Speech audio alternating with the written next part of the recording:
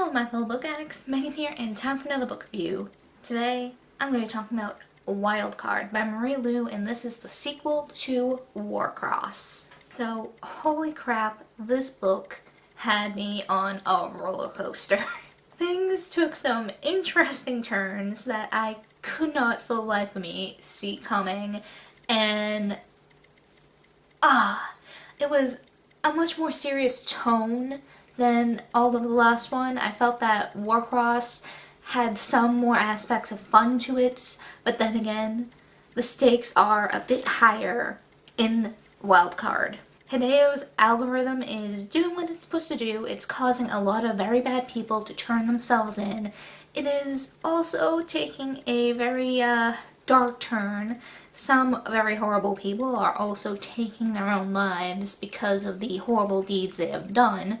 Something that wasn't planned, and not everyone is under the power of the algorithm as of now. Anyone who's using the beta lenses is still free up until a patch is introduced to put everyone who has ever used the lenses under the algorithm's control.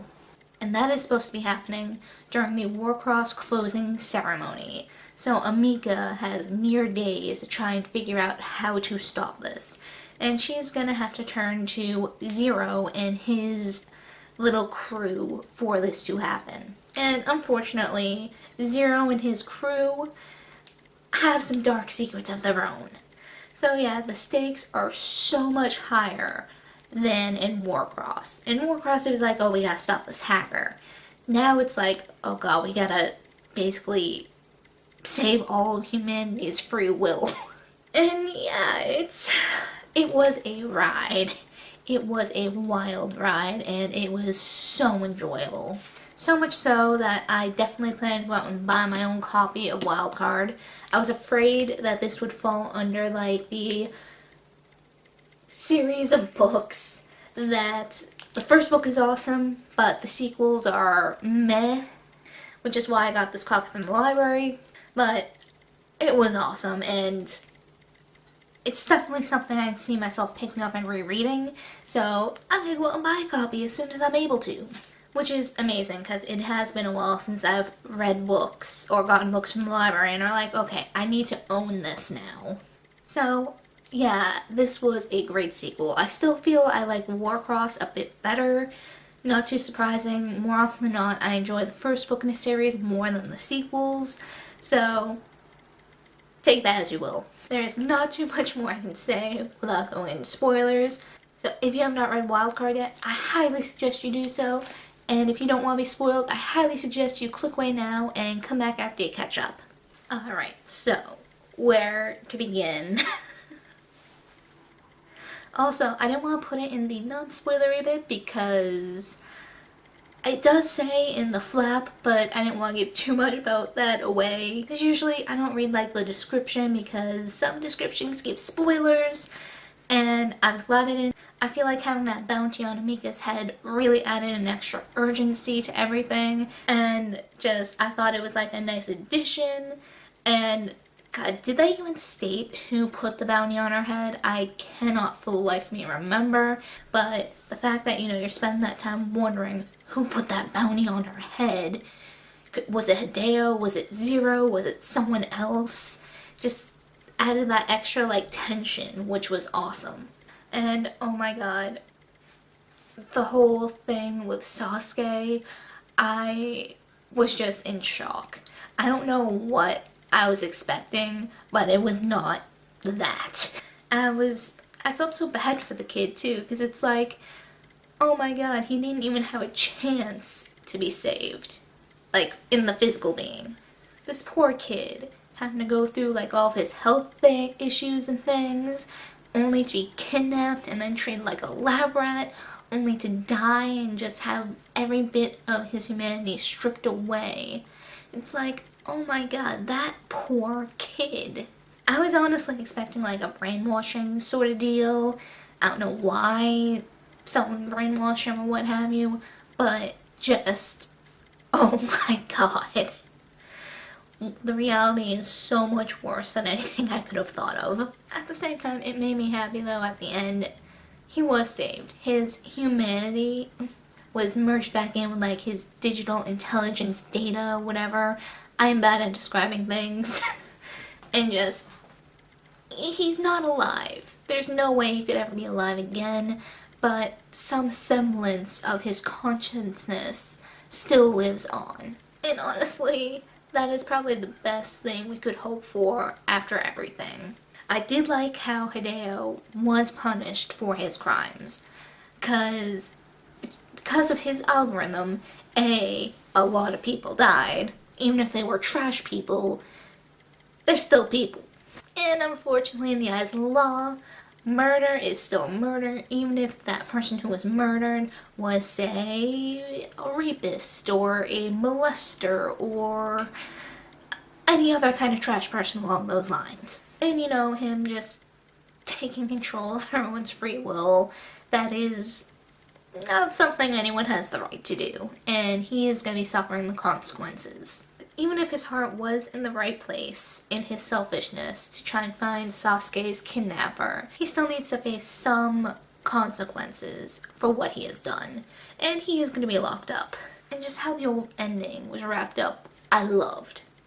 Amika becoming the next CEO of Hanika Games, and just, it's beautiful, and it is nice to see that the Neuralink is going to be done away with completely. Yes, it unfortunately was used for a horrible purpose. It was built for this horrible purpose, but a lot of good has also come from it. Some businesses are thriving because of it, businesses that wouldn't have existed otherwise, and just a lot of good has come from it. I mean, even Amika, Hideo, and the Neuralink, and just everything involving that in Warcross helped her through a difficult time. It likely did for many others, and yeah, a lot of good came from it, even though it originally was meant for this horrible purpose. And it'd be a shame, not to mention devastating for those who make a living off of Neuralink related things, it'd be a shame to see it vanish. So it's nice to see that something is going to come of the Neuralink, and hopefully the kind of power that comes with it doesn't corrupt anyone down the line. Doubtful, considering I'm sure all governments can be keeping a strict eye on Amika and her nice company now. I honestly don't know how I feel about Amika offering Hideo a new job, even though after everything he's done. She knows he did have the best interest at heart. He just wanted to bring Sasuke's kidnapper to justice and prevent what he and his family went through from happening to someone else. Can't fault the guy too much for wanting this, but he definitely went about it the wrong way. So I like the fact he was punished. I'm not sure how I feel about Amika offering him the slight chance at redemption or doing something good. I mean, part of me is like, okay, that's nice. That's really nice, considering he did do what he did for a good purpose. But at the same time, it's like, who gives him the right to control everyone? Because like it was said, he's claiming the algorithm is unbiased and whatnot, but that cannot be said for the people who control the algorithm, which, you know, was him and his company. There are just too many what-ifs in this situation. And just thinking about, is it really that bad if these people are being controlled, if they don't know they're being controlled? And that's when this lovely Doctor Who quote just kept popping in my head. I can't for the life of me remember the word-for-word quote, but it was along the lines of, is a slave really a slave if he doesn't know he's enslaved? To which the Doctor replied, yes. And yeah, that just kept popping up in my head as I was like thinking, is it really that bad? Yeah, it is. I also felt really bad for Jax, who was basically forced to become this badass assassin because her adopted mother wanted her to. And just like, for a while I was bitter towards Jax, because it's like, you are a murderer, you are an assassin, you are a bad person. And then finding out her backstory, it's like, well, now I feel like a trash person for judging you so harshly. So I like that, having my opinions change so much about one character in such a short span. And also, oh my god, poor Tremaine. him trying to help Mika and then getting shot and very likely almost dying. It's like, that poor guy. And just, I don't know, this book was just so cool. Like I said, the first one, I definitely prefer more because it had that more fun aspect to it, because things hadn't gotten quite as real yet. But no, I like how real and serious things got, and just, it was really cool. But yeah, the Neuralink and that algorithm are just one of the reasons why I am so wary at certain technology getting so advanced. Because it's like, oh god, we are one step closer from something like this happening. But at the same time, it's like, I wish there was a virtual reality that was that cool. Like, I wish we had virtual reality that was like Warcross. Because, come on, it'd be really cool playing video games and something like that. But at the same time, that level of technology is terrifying to me.